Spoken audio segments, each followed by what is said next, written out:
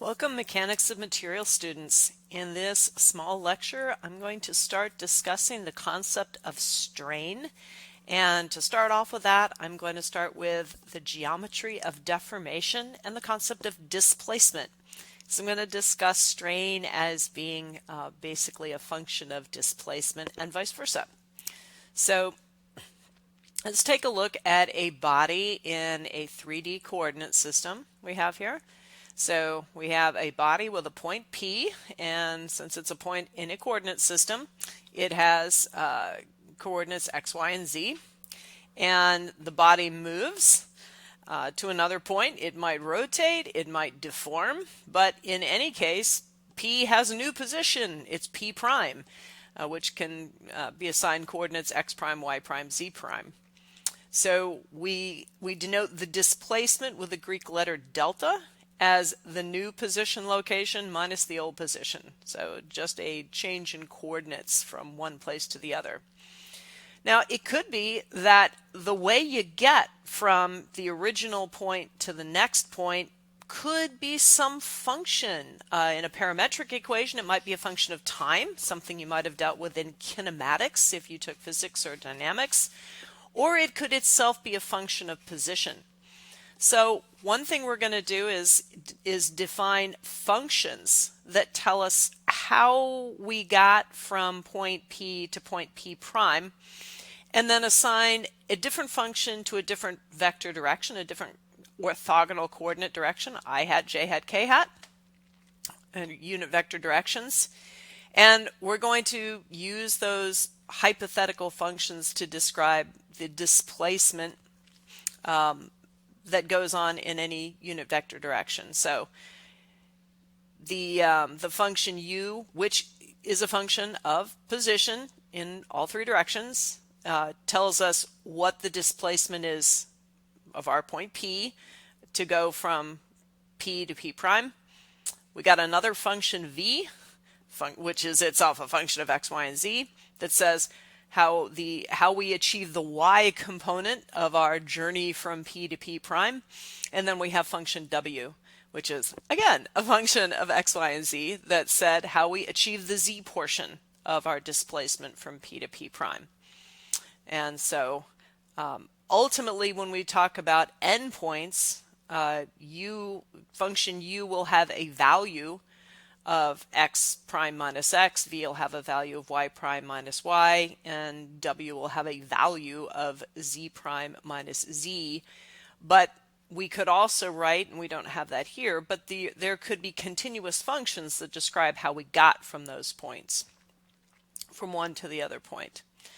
So the motion of the body means knowing for each point in the body as a function of time what the u, v, and w are. So we just described displacement of a single point. If we're looking at the displacement of a whole body, we need to know what every point in the body is doing, which might get a little tough. That's a lot of points to add up. So thinking about going from displacement of a single point defined by our functions u, v, and w. Now let's think about, okay, we got a body with a lot of points. How can all those points move? Well, if they all move in lockstep such that the distance between them stays the same, we have translation or rotation, which is rigid body motion. So these are concepts that you might have dealt with in study of physics or dynamics. If the distance between points within the body changes from one point in the body to another, it's not uniform, it doesn't stay the same as we undergo a displacement, then we have what's known as deformation, which is more or less the kind of the topic of mechanics of materials, is how do bodies deform when they're subjected to stress. So in previous lectures we went through the concept of stress as force over area. So now we're going to dig into the concept of deformation as a displacement ratio to an original dimension on a body, or original length, angular size or something. So if we think about ways a body can deform, so we can get displacement that is not translation or rotation, where the distance between points in the body is changing as we undergo that displacement, We can either change the size, so we can swell it up or shrink it down.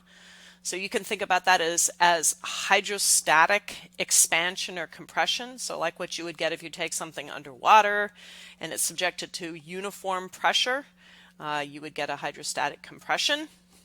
The word hydro, I mean taken underwater, water pressure. If you go up in elevation, something, you have less pressure from the fluid of the atmosphere, you might have something swell. So that's dilation or a positive size change. You can also change shape. So maybe we have more displacement in one direction than another. So we have points moving more in one direction relative to each other than the other. That produces distortion or shape change. And that's definitely the province of shear stresses. They only produce distortion. Normal stresses can result in either size change or shape change or both. So another thing to remember, motions from 1 tend to be much larger than 2, 3, and 4. So what's number 1? Translation. So just going from one point to another without rotating and without deforming will tend to result in the biggest values you see. So if you shoot a bullet and it travels and then it smacks into something and deforms, it'll deform at impact, maybe a few microns or a few millimeters, but it might have traveled a mile when you shot it out of the gun.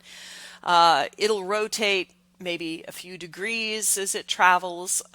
So if you think about the distance between points that are traveling due to rotation, how many times a point on the edge of that bullet goes around as it travels linearly, is not going to travel the circumference of the bullet that much. The total path in rotation is very small as opposed to like maybe the mile or several hundred yards it traveled in translation. Just a quick example.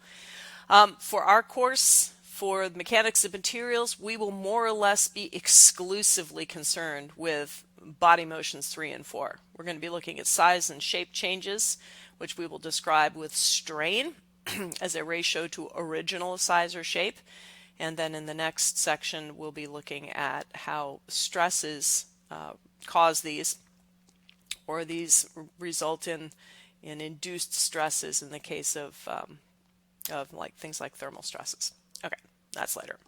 In the meantime, we got to figure out how to describe strain. So we're going to start with normal strain, just like we started with normal stress, and then move on to shear.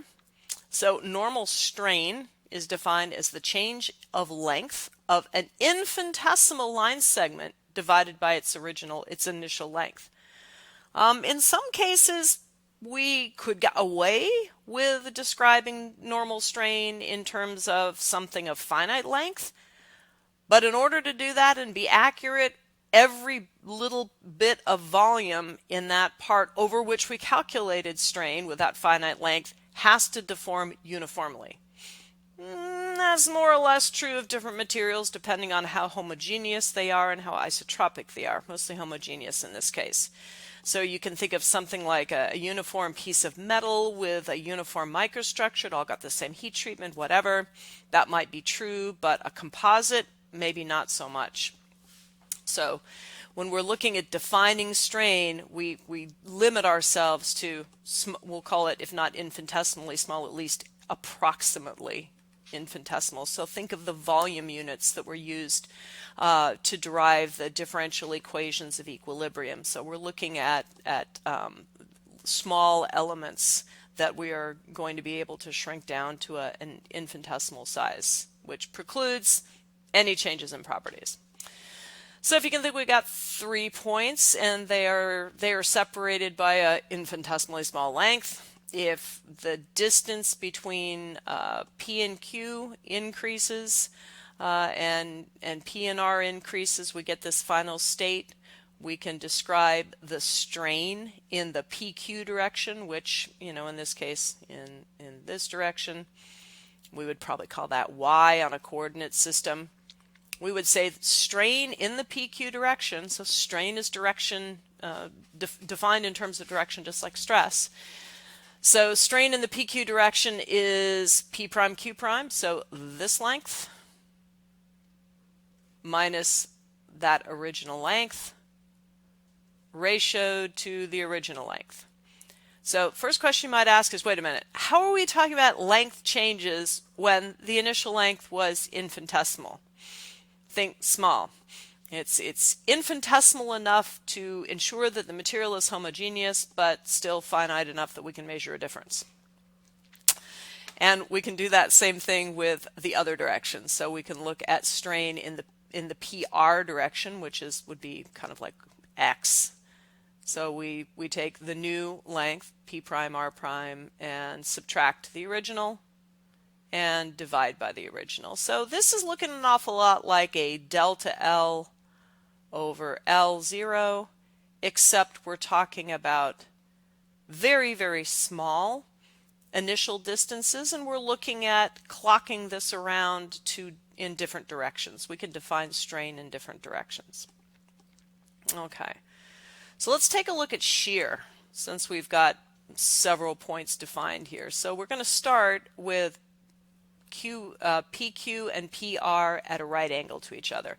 And this time we're going to slap a coordinate system on. So X is increasing to the right, Y is upward, and Z is pointing straight out of the page or out of the screen towards us. So we're going to undergo some deformation where point Q moves in the X direction and point R moves in the Y direction. And for the moment, we can assume that Q did not move in the Y direction, and R didn't move in the X direction. So we're not having any normal strain.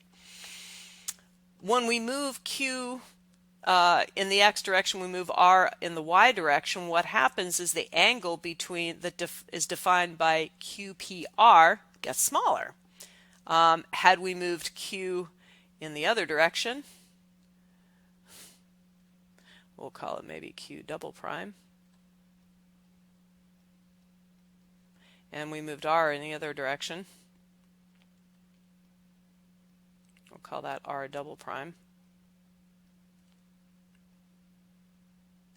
we would have ended up with a beta angle here that was greater than 90. So we started with the angle PQR, or QPR, excuse me, right at 90, and then we moved Q and R a certain amount in the Y and X direction, and so we got an angle change as the result of those displacements. So we're looking at the angle change as opposed to a length change. So we define what's called engineering shear strain. So we've got the Greek letter gamma with a subscript that defines the two axes that we're initially referencing. So this is engineering shear in the XY, because we were looking at points moving in the XY plane. And so they were displacing a certain amount in the X or Y direction. We didn't have them coming out in the Z direction. We could have XZ strain, we could have YZ strain, but what we just defined was XY strain, because things were in the XY plane and moving in the XY plane. So we define gamma XY, or XY engineering shear strain, as radian in terms of an angle. So, and it's radians, not degrees. So we have pi over 2.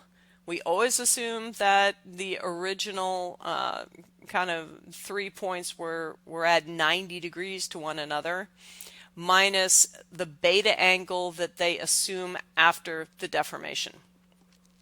And if beta is less than pi over 2, we have positive engineering shear strain, and if it's greater than pi over 2, we have negative.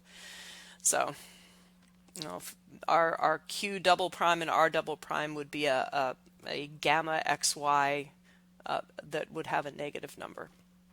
So seems kind of counterintuitive that more, a greater angle gives you a negative number, but that's just the definition of it. Okay. So you can do a little thought experiment and say that since the angle between Q prime, P prime, and R prime is the same angle as R prime, P prime, Q prime, just depending on which way you look at it, that automatically means that our shear strain xy is the same as shear strain yx, because the way we define the points that move versus the point that stayed stationary, looking at our strain in terms of displacement. So what that means is we're setting up for our strain tensor is going to end up being balanced the same way our stress tensor was. So that's our unequal subscripts are going to be the same when we change them. Okay, so speaking of which, here's our strain matrix, otherwise known as the strain tensor. So we start with kind of the direction we're pointing in, and then the direction we're moving in. So the direction we're pointing in is defining our row, and the direction we're moving in is defining our column. So here's our normal strains, just like normal stresses, end up forming the matrix diagonal. And then our shears create the upper and lower triangles, and those triangles are the same. And this would hold for all of our planes. So xy equals yx, xe equals zx, yz equals zy in terms of our shear strains. Okay. Another important point. There are two ways to define shear strain. The engineering shear strain, which is directly relatable to the change in that right angle, that narrowing down or widening out of the right angle. So what is the difference between 90 degrees and whatever we ended up with? That's engineering shear strain.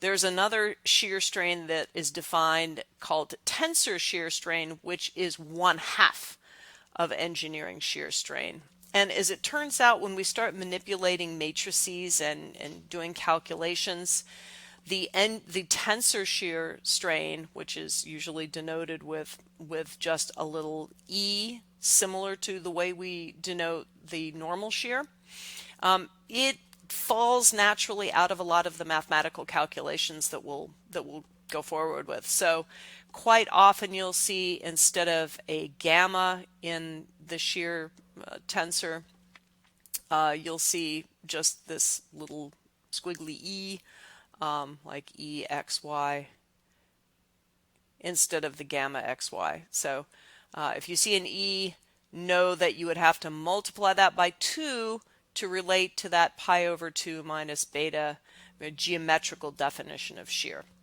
So that's the only difference. But you will see tensor shear strain and engineering shear strain used somewhat interchangeably. So just know that they're different by a factor of 2, and which one relates to geometry and like that it'll usually be obvious. So let's put some of these things to work. Let's start by looking at things that we can relate normal shear strains to in terms of something we might care about. Let's look at volume change. So we talked about dilation and distortion being the two types of deformations that we can get, resulting from something displacing. So let's assume we have a cube, and it's got a point P right at the bottom corner, kind of like an origin of a coordinate system. And it's got a small initial volume, dx, dy, dz, no doubt small enough to ensure that it is homogeneous in its mechanical properties. And so that's the volume it starts with. And we'll assume that maybe we take it into outer space or to a very high elevation, so there's less pressure maybe surrounding it, and it dilates. It undergoes a volumetric expansion that is uniform in every direction. So that's what we're looking at there. So we can describe its new dimensions as its original dimensions plus its normal strain times its original dimensions. So we can just use the definition of strain to calculate its new dimensions on each side. And of course, if we multiply its new dimensions by each other, we can get a new volume. So In this case, dV is the new larger volume, and dV0 was our original volume. So we can just do some algebra and come up with a long, we can FOIL this and come up with this huge expression for the new volume, basically in terms of the original volume. And we eventually kind of want to get to a simple expression that relates the two of them. So this is dV. So we want to find a way to simplify this gigantic foiled out expression, which we have down here. So when we look at this, we got 1, which we expect, coming down. It's coming from all of these. And then we have linear terms, we have kind of parabolic terms, and then we've got a kind of a cubic term. So if we remember that strains tend to be small, they tend to be small compared to 1. Generally speaking, especially if we're talking about staying in the elastic regime of most materials, we're talking microstrains. So remember, strain is a dimensionless kind of unit. It has no units, so it's dimensionless, like a lot of parameters in physics. So a microstrain would be 10, 20 times 10 to the minus 6. That's not unheard of, or milli at the very least. So when you start multiplying things together, say you have 10 microstrain times 20 microstrain, you'll have 200 times 10 to the minus 12. So these start to get pretty small, and you get 3 of them times one another, 3 microstrains together, you're multiplying something by 10 to the minus 18. Hey, come on. Not significant in the grand scheme of things. So we can just get rid of basically anything other than the linear terms, not because they're not existent, but because they're so small, they're not even worth considering, would be below the ability to measure or generally make a difference. So that simplifies our big expanded product, and we're down to the new volume is 1 plus the sum of the normal strains. All of that times the original volume. So if we do a little bit more algebra and bring everything that has a volume expression to one side, we can see that we have something that looks an awful lot like our original expression for linear strain or normal strain in any direction, where we have new volume minus old volume divided by old volume. So there's another kind of a delta divided by an original is equal to the sum of all of the linear normal strains. I keep saying linear, I should be saying normal, all of our normal strains. I'm thinking linear as opposed to angular, so shear is an angular change. So if you have the normal strains in 3 orthogonal directions, x, y, and z, r, theta, and z, as long as they're orthogonal, 90 degrees apart, if you have all 3, add them together and you're going to get the volumetric strain. So this is defined as change in volume per original volume. And again, you have to define all of this over a small enough region that the material properties are considered homogeneous. This is considered an infinitesimal measurement, not a whole measurement. Although we could certainly integrate and show that it applies, if something's homogeneous, that it would apply to something finite and or larger.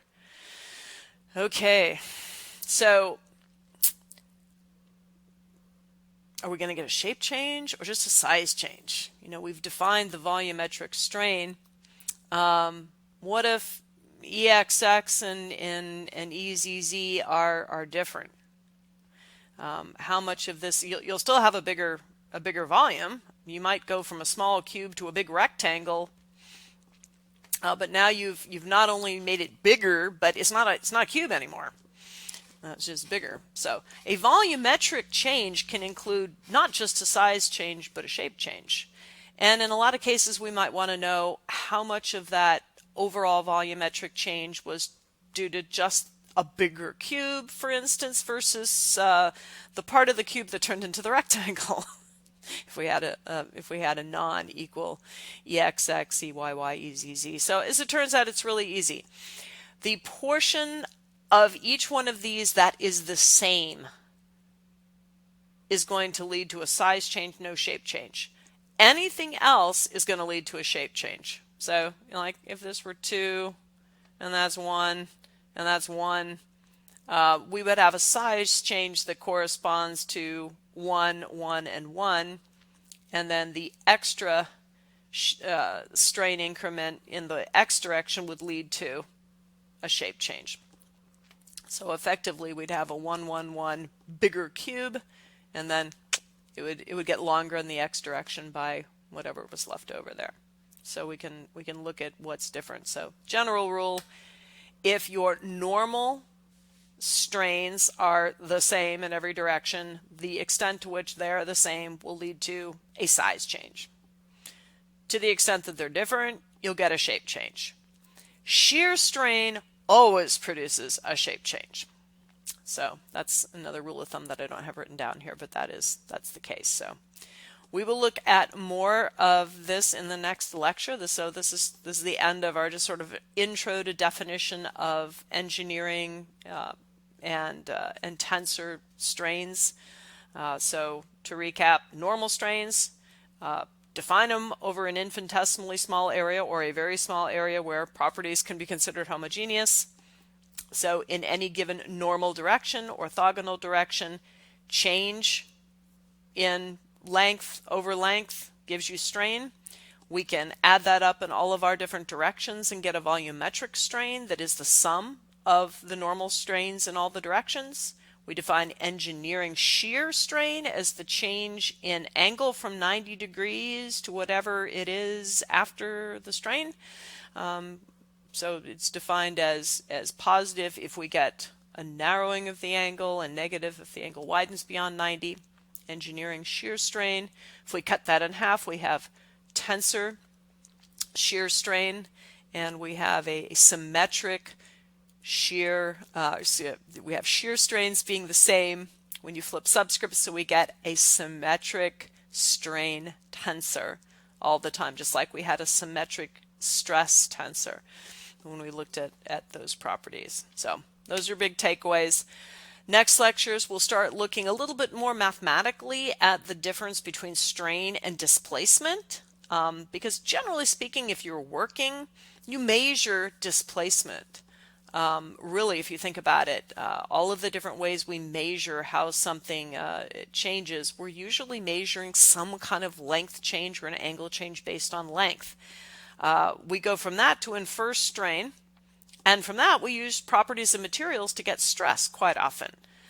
We can apply stress, but when we measure, it's very, very difficult to measure force directly. We almost always measure force indirectly by measuring displacement from which we get strain and through which we use a calibrated material of known elastic properties to get stress. So understanding how we can go back and forth between displacement, which we can measure with anything from a ruler to an interferometer, to strain, which relates to stress through material properties, gives us a lot of weapons to do accurate measurements and designs. So that is coming up next.